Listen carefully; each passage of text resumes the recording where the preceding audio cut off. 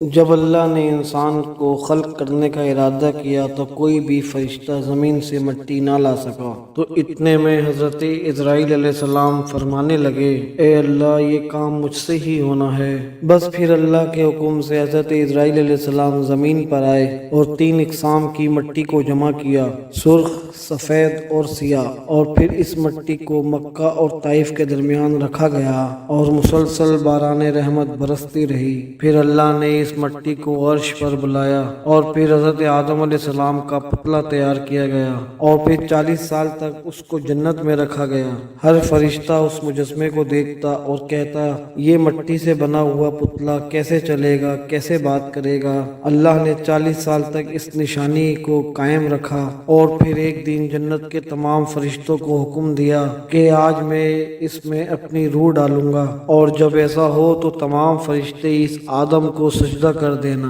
سب فرشتے اس حیرت سے اس پتلے کو دیکھ ہی رہے تھے۔ بس پھر اللہ نے اس مٹی کے مجسمے میں روح ڈالی اور پھر حضرت آدم علیہ السلام نے چھینک ماری اور پھر تمام فرشتے سجدے میں گر کر اللہ کی تعریف کرنے لگے سوائے ابلیس کے، اور وہ تکبر اور حسد کر بیٹھا۔ تو پھر اللہ نے اس کو اپنے دربار سے نکال دیا اور پھر اللہ تبارک و تعالی نے حضرت آدم سے بی بی حوا کو پیدا کیا، اور پھر ان کی گئی غلطی کی سبب ان کو زمین پر بھیج دیا گیا، اور پھر یہ حکم نافذ کیا کہ جنت میں وہی آئے گا کہ وہ جو ثابت کرے گا کہ وہ نیک اور پرہیزگار ہے۔ اور پھر یوں انسانوں کے لیے دنیا میں امتحانات شروع ہو گئے تاکہ ہر انسان امتحان دے کر اللہ کو راضی کر کے جنت تک پہنچ سکے۔ تاریخ نے لکھا کہ جب آدم اور بی بی حوا زمین پر آئے 200 سال تک ایک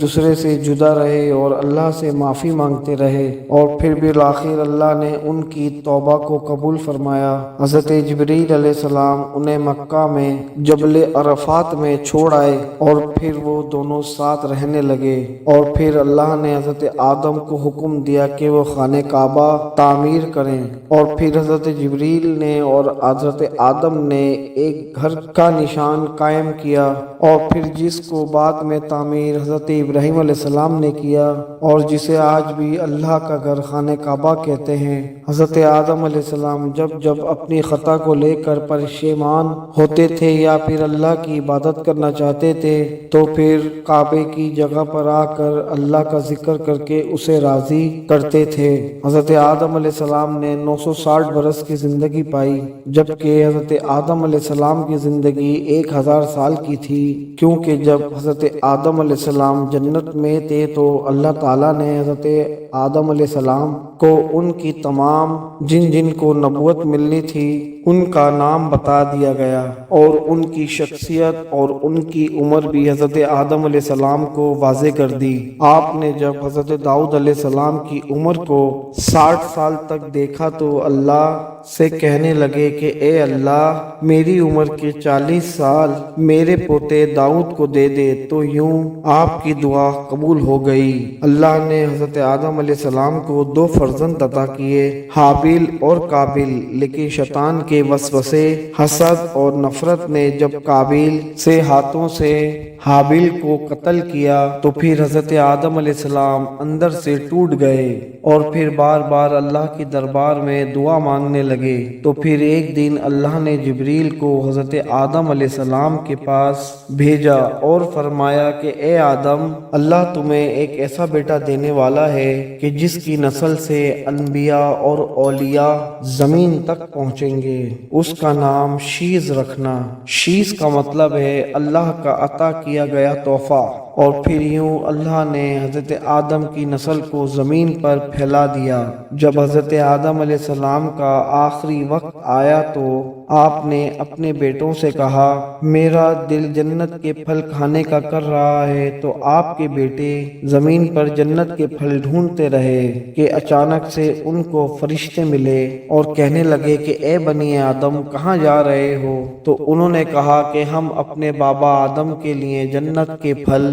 ڈھونڈ رہے ہیں۔ تو فرشتوں نے کہا کہ جاؤ، تمہارے بابا چند دنوں کے مہمان ہیں۔ آپ کے تمام فرزند دوڑتے دوڑتے اپنے باپ کے پاس آ پہنچے تو آدم علیہ السلام بستر بیماری پر اللہ کا ذکر کر رہے تھے، اور پھر بس اتنے میں موت کا فرشتہ آ پہنچا۔ جیسے ہی بی بی حوا نے موت کے فرشتے کو دیکھا تو حضرت آدم سے لپٹ گئیں اور کہا کہ میں اپنے شوہر کو اپنے سے جدا نہیں کروں گی۔ اللہ کے نبی آدم علیہ السلام نے فرمایا، اے بی بی حوا، مجھ سے دور ہٹ جا، ایک مرتبہ پہلے بھی تیری وجہ سے جنت سے نکالا گیا ہوں، آج اللہ اور اس کے فرشتے کے درمیان تو حائل مت ہو۔ پھر آپ ان فرشتوں سے مخاطب ہو کر کہنے لگے، اے فرشتہ موت، کیا بھول تو نہیں گئے؟ میں نے اللہ سے سنا تھا کہ میری عمر 1000 سال ہے اور ابھی تو مجھے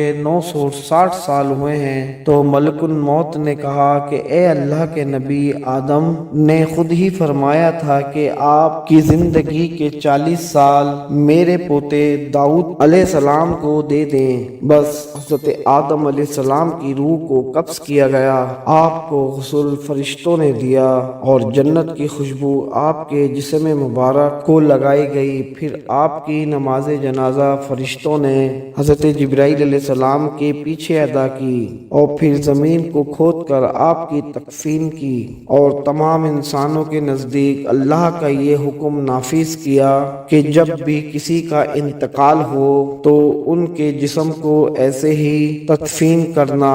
آج بھی ان فرشتوں کی سنت پر اہل ایمان یقین رکھتے ہیں اور عمل کرتے ہیں۔ حضرت آدم علیہ السلام کی قبر کو لے کر مختلف علماء کے اختلافات ہیں۔ کچھ مورخین کے نزدیک آپ کی جائے تدفین سری لنکا، تو کچھ کے نزدیک جبل ابی قفیس، اور کچھ کے نزدیک عراق، اور کچھ کے نزدیک مسجد خریف کے صحن یا اندر۔ بعض روایتوں میں یہ بھی ہے کہ جب حضرت آدم علیہ السلام کی روح قبض کرنے کے لیے فرشتے آ پہنچے تو آپ نے اپنے بیٹے جسے اپنا جانشین بنایا تھا حضرت شیش علیہ السلام سے کہنے لگے، اے میرے جانشین، میں نے اللہ سے سنا تھا کہ ان قریب اس زمین پر ایک بہت بڑا طوفان آئے گا، اگر تم اس وقت تک موجود رہو تو میرے جسم کو اس کشتی نوح میں سوار کرنا جو نجات کا وسیلہ ہے، اور اگر تم اس وقت تک نہ پہنچو تو اپنی اولاد سے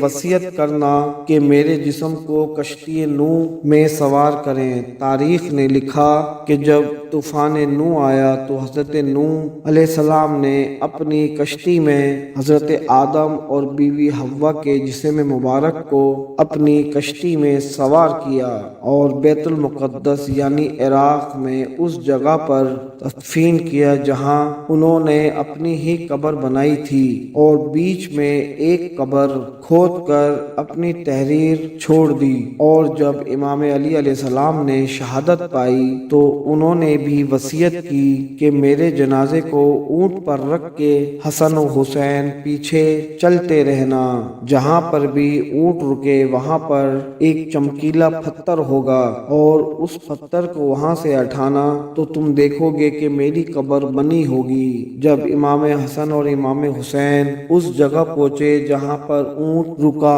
اور اس چمکیلے پتھر کو ہٹایا تو ایک طرف آدم علیہ السلام کی قبر بنی تھی اور دوسری طرف حضرت نوح علیہ السلام کی قبر بنی تھی، اور بیچ میں ایک قبر کھدی ہوئی تھی اور اس میں تحریر تھا کہ یہ قبر حضرت نوح علیہ السلام نے اپنے ہاتھوں سے وقت کے امام اور محمد صلی اللہ علیہ وآلہ وسلم کے وصی علی ابن ابی طالب علیہ السلام کے لیے بنائی ہے، اور آج بھی ان مقدس مزارات کی زیارت کے لیے عراق آتے ہیں اور زیارت کر کے اپنا ایمان تازہ کرتے ہیں۔